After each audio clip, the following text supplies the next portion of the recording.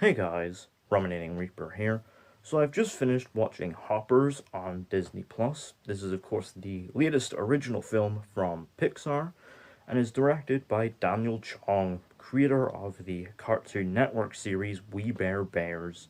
So unfortunately I missed the chance to see this one on the big screen, but the trailers for it did look quite interesting and had kind of a fun, high concept premise to it.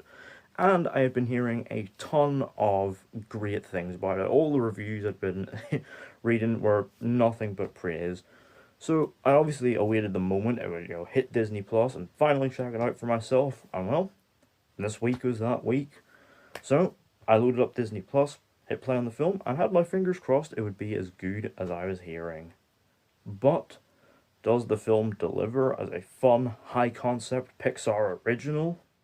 Let's find out. So the film follows Mabel Tanaka, a college student and animal lover who spends her days working tirelessly to protect the animal kingdom and the natural habitats in which they reside.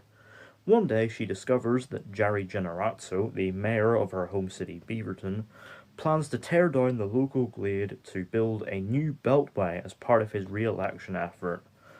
And so she hatches a desperate plan when she discovers an experimental technology known as hoppers, developed by her college professor Dr. Sam, that allows her to transplant her consciousness into that of a robot beaver body, which she uses to get closer to the animal kingdom and unite them into taking back the glade to stop Jerry's construction work. So Pixar right now is in kind of a weird spot. Like the sequels they've got in the pipeline, like Toy Story 5 and Incredibles 3, guaranteed to be mega hits, but their originals, the thing they built their name on, are kind of struggling. Like Elemental was able to leg itself out to be a solid hit, but Elio flopped, and they sent 3 films straight to Disney Plus during the pandemic. But if this is anything to go by, the future for Pixar originals is bright, because not only has it been a hit, but it's also a really, really good film in its own right.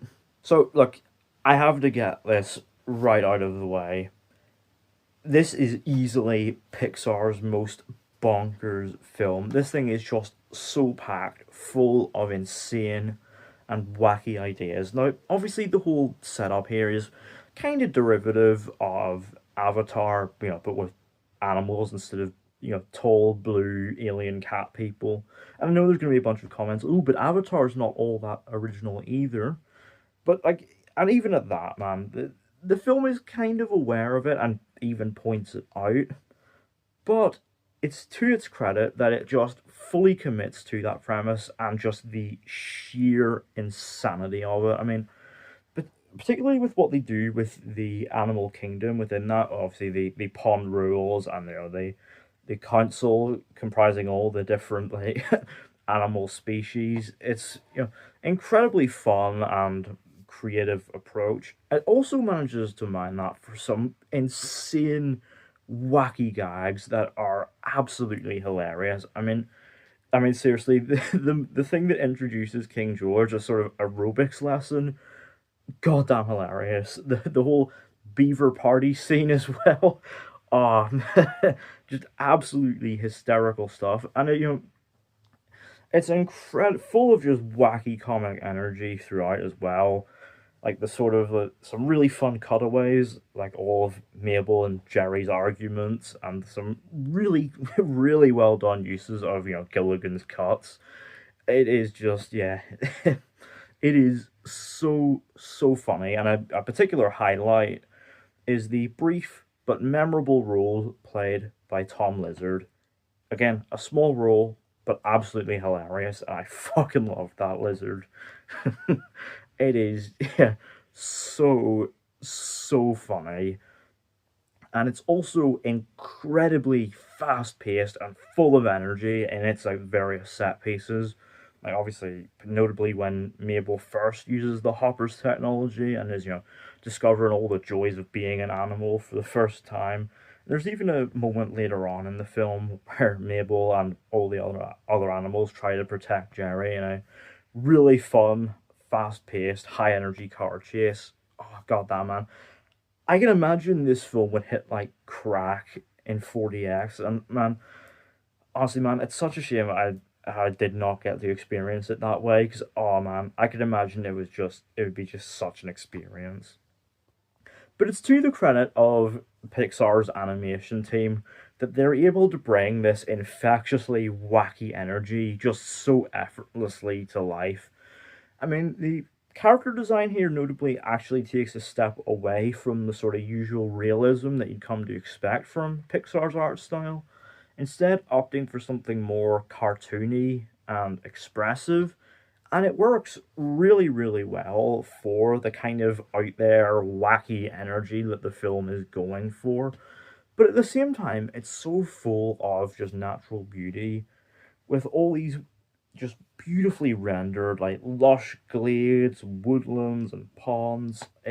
Oh, it's just an absolute feast for the eyes, and very much proof that Pixar are some of the best in the game when it comes to 3D animation.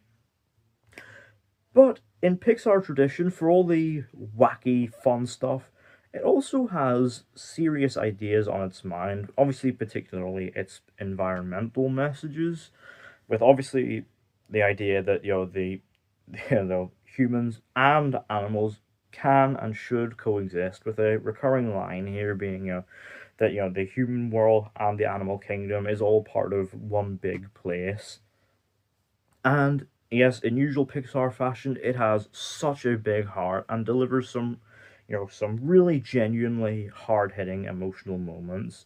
All of this, of course, is sold by a great voice cast and some really sort of crazy, out there characters. Obviously, Piper Curda does a great job as the relentlessly driven Mabel, who's easy to connect to, thanks to that, again, relentless drive and her love of animals. Bobby Moynihan is great as George. He's just such a lovable Beaver King, man. I loved George. Such a wonderful character. There's also a very, very funny role from Eduardo Franco as Loaf, a quite dim-witted beaver. And there's also Meryl Streep as the insect queen. Uh, again, a very memorable role, and again, Ryland Grace is right. She can do anything. There's nothing she can't do. I also really enjoyed Dave Franco as Titus, her son. This, obviously on the surface, dominant, iron-fisted, ruling kind of guy, but obviously beneath that is quite, small and insecure. Yeah, there's also a particular turn that Franco just has an absolute blast with, and I can only imagine the amount of fun he had in the recording booth. And even on the human side of things, we got John Hamm as the charismatic and kind of smug Mayor Jerry, and also Kathy Najimy as this sort of kooky scientist, Dr. Sam. Everyone here does a great job bringing these colorful wacky characters to life, and I think that's what makes this whole thing so compelling to watch, even if it does take itself in plot directions that are fairly obvious and predictable.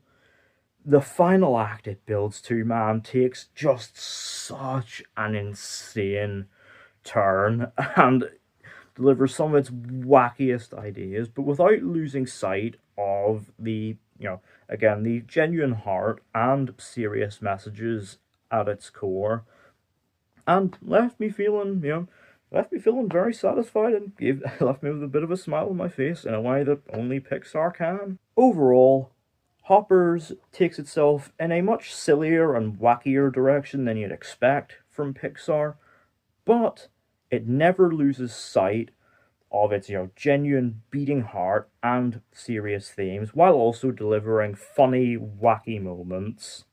Out of 10, Hoppers gets an 8. So, let me know down in the comments, have you seen Hoppers? What did you think of it? Would you like to see more adventures in this wacky animal kingdom? Because apparently Pixar are developing a sequel to it.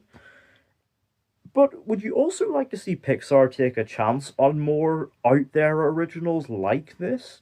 Let me know all that down in the comments. Don't forget to hit the thumbs up button if you enjoyed. Don't forget to hit the subscribe button if you are new, and don't forget to turn on post notifications so you don't miss an upload.